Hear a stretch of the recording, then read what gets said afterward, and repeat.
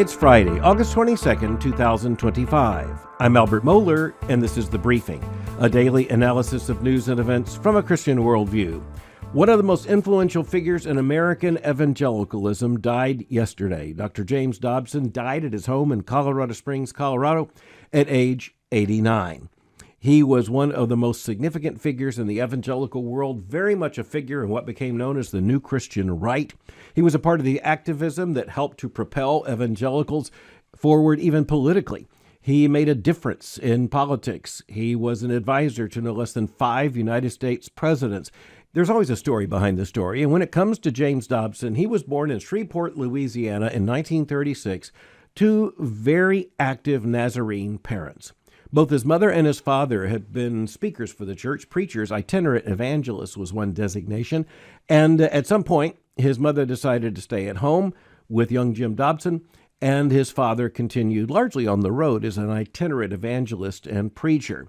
That became a part of Jim Dobson's background. It was a part of what propelled him, I think, forward in terms of his study, first at Point Loma College, and then he went to the University of Southern California and did both a master's degree and a PhD in psychology, and he focused particularly on children. Now, after that, he ended up on the staff of a children's hospital, but he also became associate clinical professor of pediatrics at the University of Southern California's medical school. And that was a role he fulfilled for many years. But there were huge things going on in the background that had Jim Dobson's attention, and the background moved to the foreground.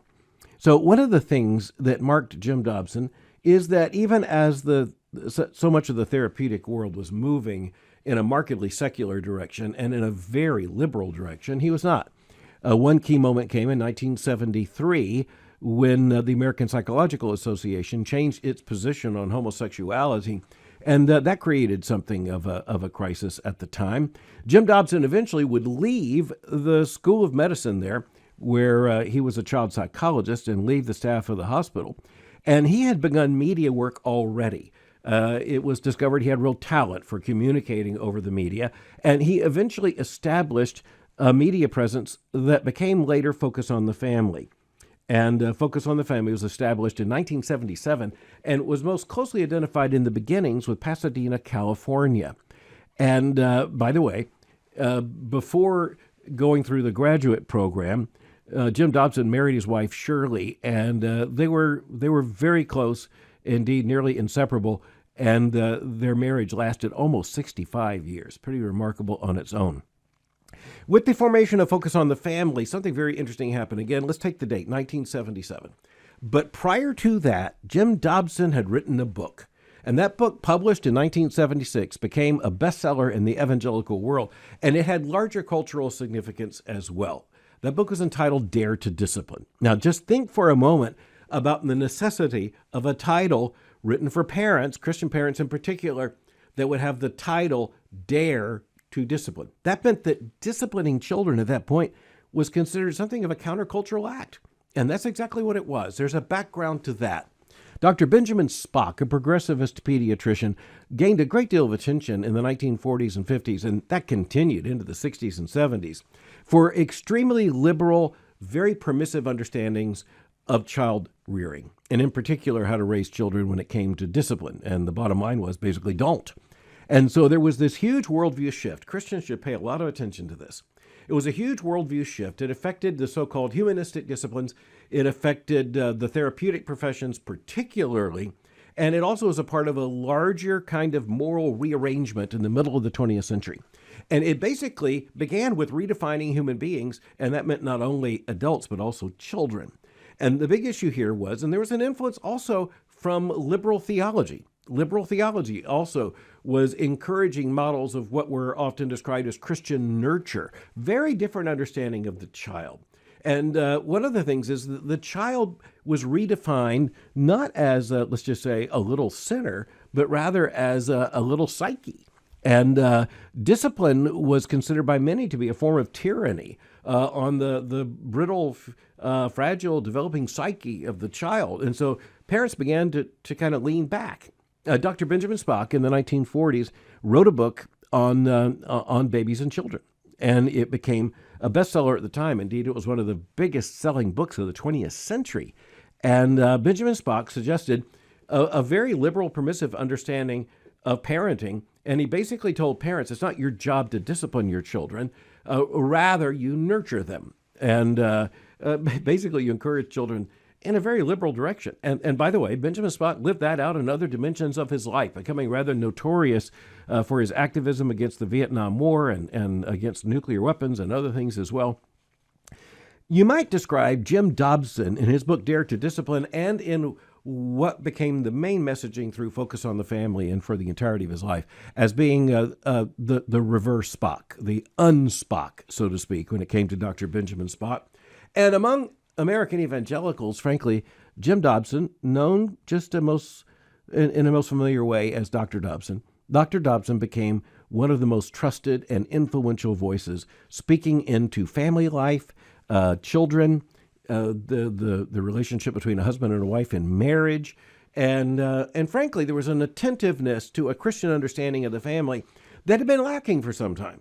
And that's a problem for the church. It was a wake-up call for the church. It tells you something that in a therapeutic age, the man who gained so much influence for demonstrating conviction in this area was not a preacher, not a theologian, but a psychologist. And that was, of course, Dr. Dobson himself. Focus on the Family exploded. Now, consider again the times. You're talking about the late 1970s. And Dr. Dobson became very involved in things. One of the controversies very early in his kind of public emergence was over what was called the White House Conference on the Family that was translated into the White House Conference on Families. It became one of the notorious events in the administration of President Jimmy Carter. And President Carter had proposed holding this White House conference on basically the status of the family. But by the time the conference was held, liberals and progressivists had pressed upon the White House to change the name of the event from the White House Conference on the Family, that implied a stable definition of the family. Instead, it became the White House Conference on Families, and that basically implied by the change in the word. By the way, it would have implied it had that been the word originally. But when you change the word, that draws an even greater attention to it. And the word was changed to families from family, and that made a profound point. But Jim Dobson's involvement in public policy basically continued, especially when Republicans were in the White House. And he was a part of what became known as the New Christian Right. Every one of those words can be debated in a different sense, but he certainly became a part of the resurgence of political activity among evangelical Christians at the end of the 20th century and into the 21st century. Now, behind that is the reality that many evangelicals had just taken the culture for granted. They were very distressed about directions in which the culture was headed, but there had been a basic withdrawal on the part of many conservative Christians from the political process. And Jim Dobson, along with Jerry Falwell and Francis Schaeffer and so many others, helped to awaken evangelicals to a political responsibility. And Jim Dobson never stood back from that, and he never apologized for that. He became deeply involved in a lot of these issues. And let's remember that long before we talk about the emergence of Focus on the Family, and all the way up until, let's just say, the generation of Jim Dobson as a young adult, Americans were divided over the question of whether a boy was a boy and a girl was a girl. Americans were divided over the definition of the family. And they certainly weren't divided over marriage. There was a consensus on these issues, and there was a consensus on sexual morality and the importance of the family and marriage as well. That became openly subverted in the social revolutions, especially of the 1960s. And by the time you get to the expressivism of the 1970s, it needed pushback. And Jim Dobson was pushing back in two different ways. The first way was through his books and through his radio program on Focus on the Family that eventually mushroomed into a nationwide phenomenon. Jim Dobson really spoke to parents in that context. And that was pretty revolutionary. Consider this. He was speaking on the airwaves directly into the homes.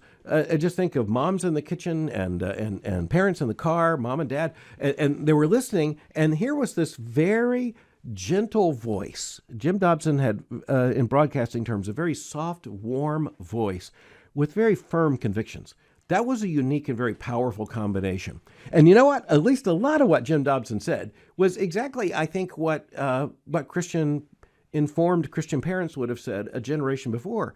But in the main, they didn't have to say it. By the time you get to the 1960s, the 1970s, the 1980s, well, you got to say it and you got to be explicit. And a lot of parents need encouragement along those lines and reinforcement in biblical understandings of marriage, family, and child rearing and all the rest. And Jim Dobson was very much on the front lines of that and for a very, very long time. I mentioned the worldview issues that were behind this. I want to go back to his book, Dare to Discipline, from the mid-1970s. I said this book really changed the cultural landscape. I want to read to you a section from his introduction to the book from 1976, because it's just really important. Listen to these words that he wrote. Quote, the term discipline, so he has to define it. He has to put the word discipline in quotation marks in this book in 1976. That's how weird the culture had become. Quote, the term discipline is not limited to the context of punishment, and neither is this book. He went on to say, children also need to be taught self-discipline and responsible behavior. They need assistance in learning how to face the challenge and obligations of living. They must learn the art of self-control. They should be equipped with the personal strength needed to meet the demands imposed on them by their school, peer group, and later adult responsibilities. There are those, listen to this, 1976, there are those who believe these characteristics cannot be taught. That the best we can do is send the child down the path of least resistance, sweeping aside the hurdles during his formative years. The advocates of this laissez-faire philosophy would recommend that a child be allowed to fail in school if he chooses, or maintain his bedroom like the proverbial pig pen, or let his puppy go hungry. I reject this notion, he wrote, and have accumulated considerable evidence to refute it. Okay, wait just a minute. You had to accumulate evidence to refute that? Yes. 1976, it was an incredibly timely argument. He went on to say, children thrive best in an atmosphere of genuine love, undergirded by reasonable, consistent discipline. He went on, in a day of widespread drug usage, immorality, civil disobedience, vandalism, and violence, we must not depend on hope and luck to fashion the critical attitudes we value in our children. That unstructured technique was applied during the childhood of the generation which is now in college, and the outcome has been quite discouraging. How's that for an understatement? He then offered this, quote, permissiveness has not just been a failure, it has been a disaster, end quote. That's a call to arms. It was the declaration of a major pushback against the culture, and Jim Dobson deserves a lot of credit for defining those issues and, frankly, just returning to a basic biblical wisdom and also just giving parents in particular, just confidence in being parents. A Christian mom, a Christian dad, being a dad. There's pushback to this. I want you to notice that once the death of Dr. Jim Dobson was announced, there was immediate pushback. For instance, MSNBC, Anthea Butler, a professor at the University of Pennsylvania. She's identified as a professor of religious studies and Africana studies at the University of Pennsylvania. She wrote a book. MSNBC's title is James Dobson's Harsh Disciplinarian Christianity Changed GOP Politics. Well, he did have an impact on GOP politics. That's not the main impact of his life, but some of the language in this is just amazing. Professor Butler writes, quote, he was a psychologist who didn't seem to comprehend what it means to be human. Elsewhere in the article, she writes, on top of that, speaking of his concentration on discipline, quote, on top of that, the way he vilified gay people helped lay the foundation for the anachronistic political beliefs of today's GOP. He leaves an indelible stain on our politics and culture. It is not surprising, then, that whole podcasts and books exist to talk about the harmful results of Dobson's teachings. He was a psychologist who didn't seem to comprehend, again, she writes, what it means to be human. Well, you know, the battle's joint, and Dr. Jim Dobson understood that. He never pulled back from the battle. I won't say he enjoyed it. I'll just say he didn't mind it. He understood what was at stake, and quite honestly, I think a part of it was just what he had seen in the culture. I think there in the culture of Southern California, he saw the future taking shape, and he saw big problems, and he was willing to speak out about those things. By the way, in turn to critique Sojourners, left-wing group, formerly identified as evangelical, I'll just say they're left-wing now. Back in 2019, they wrote, quote, the rhetoric employed by Dobson and other evangelical leaders is frighteningly similar to that of German pastors and theologians in the Third Reich. Wow.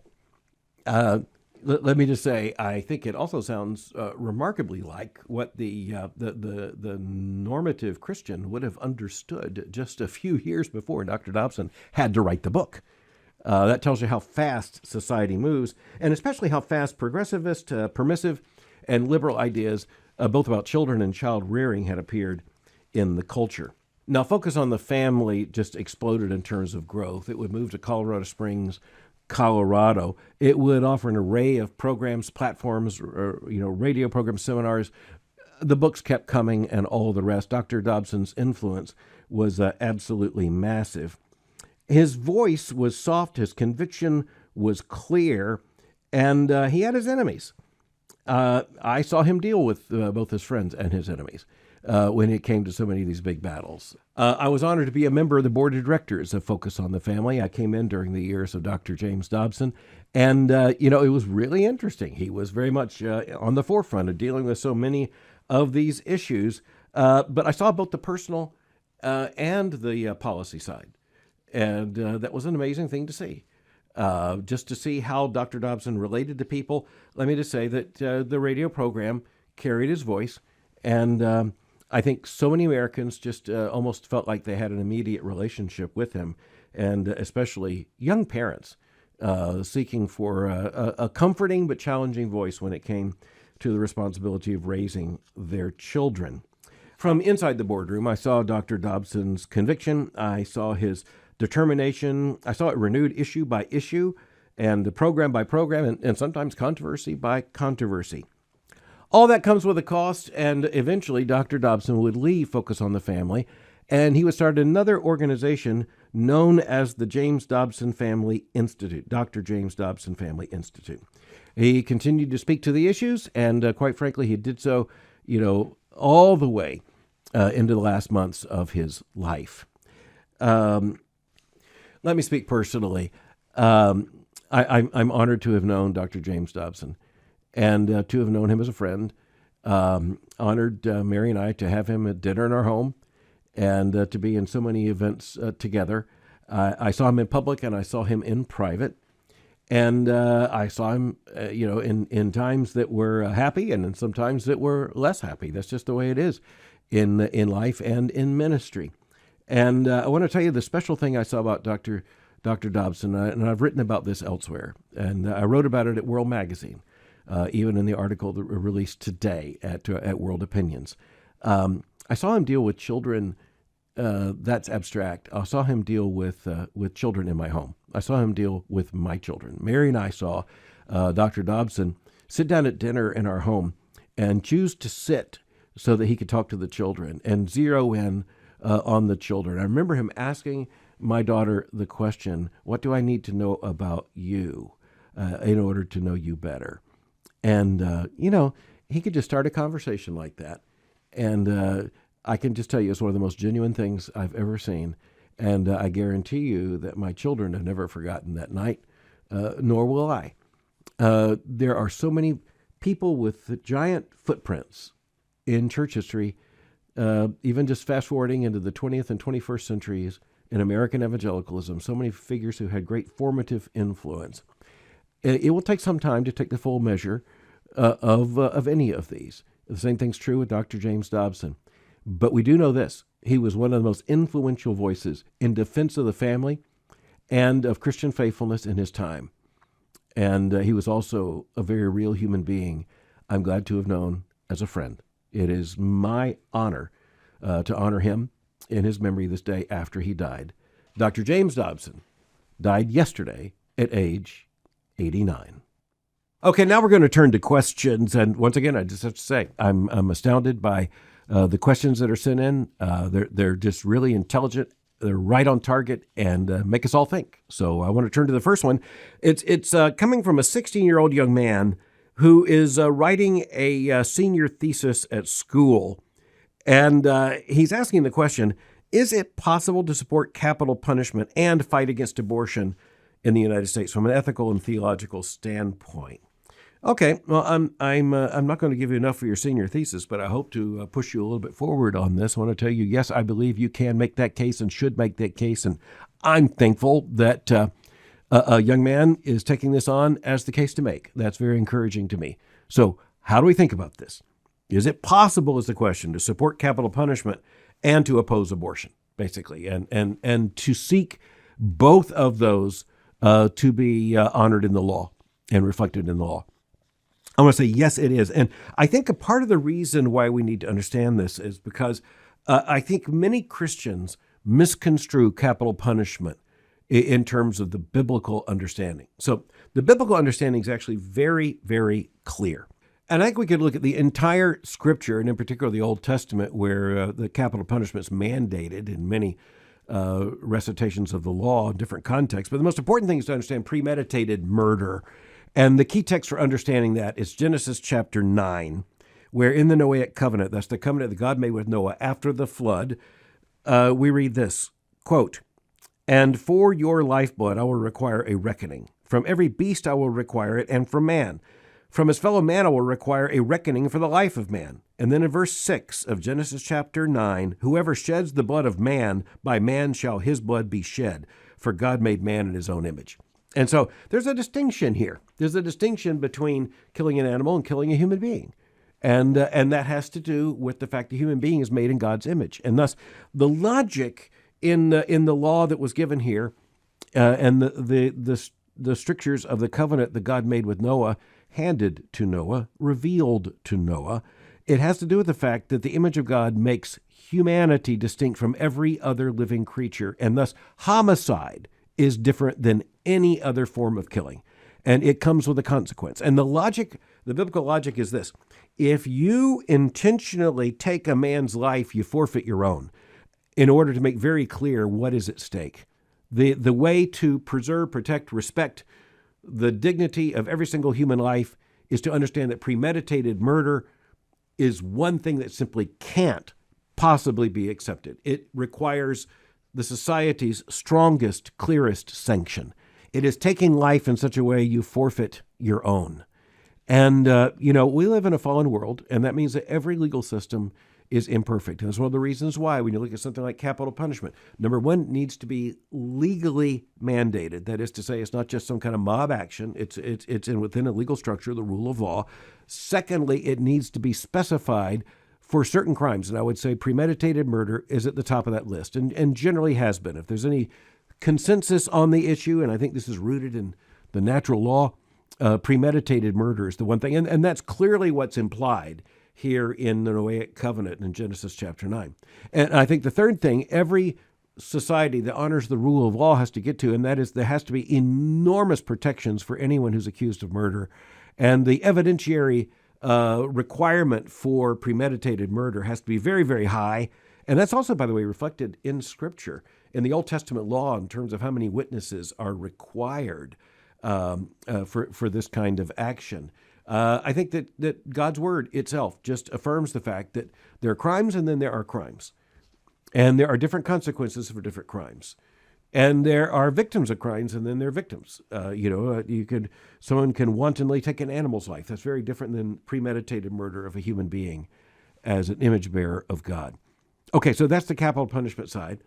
And I think you'll find a lot of classic Christian reasoning based upon the Scripture very consistent with that argument. Then the argument against abortion, the pro-life argument, deeply rooted in Scripture, all the way back in creation order, where every single human being is made in God's image, and that image is to be fully respected. And thus you ask the question, well, what about an unborn baby? Well, an unborn baby is a human being.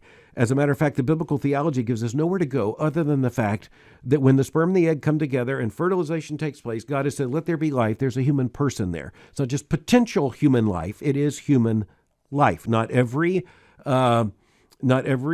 embryo will be born. Not every embryo will go through the full process of development, fetal development, all the way to be born. But that doesn't mean that it's not at every point in that continuum fully human and fully to be respected, with a life to be protected.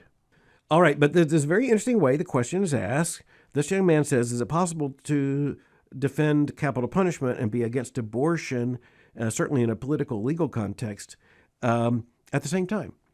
And I would say yes, and that has been the consistent position of the Christian church for centuries.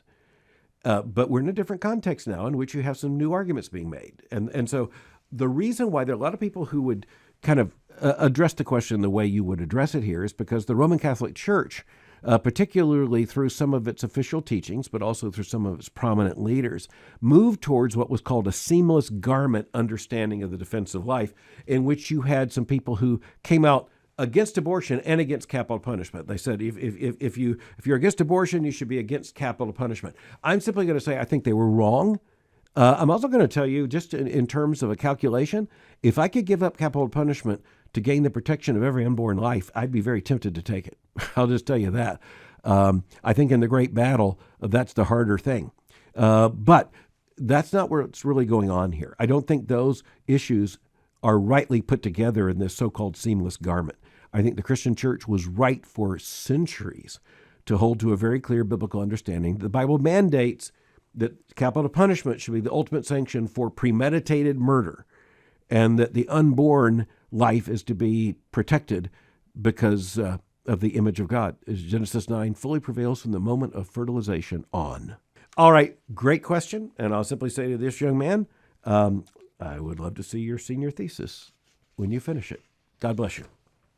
All right, next question, another big question, and it's about parental rights. It's a mother who writes in, and she was listening to my conversation about the Skrmetti decision and the legislation in the state of Tennessee that prohibits transgender treatments for minors.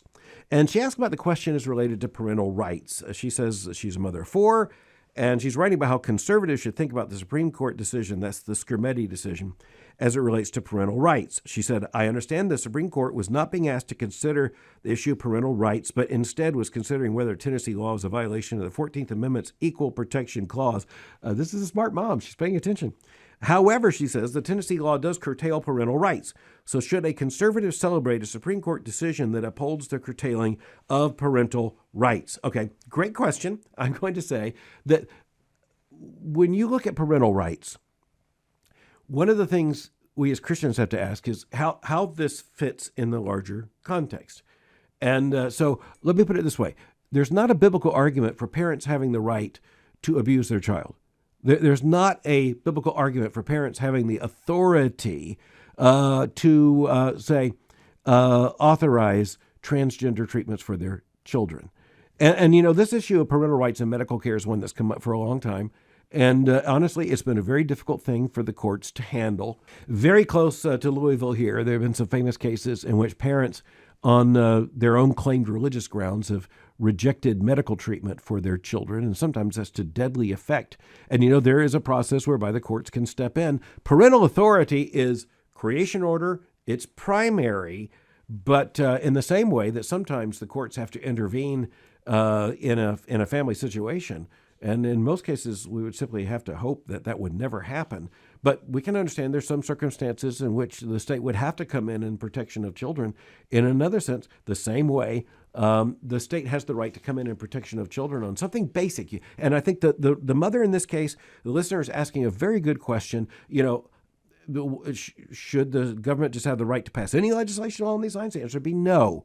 And this is where there would have to be a really strong understanding of the imperative to protect young people that would, frankly, either authorize or prohibit certain medical treatments. I also want to say something else, and that is that in every state already there are such laws. So this isn't the first law having to do with minors and medical treatment that might be understood to abridge parental authority.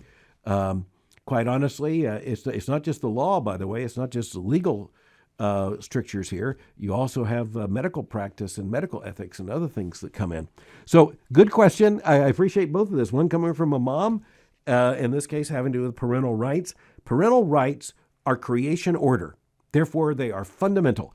And we should fight that parents have the full respect for the authority that is rightfully theirs. But that does not include the authority to allow a surgeon to perform horrifying surgery on a child. Just in closing, we only got these two questions because they're such big questions, but they're both frontline questions. I'm glad we got to look at today. This question about parental rights.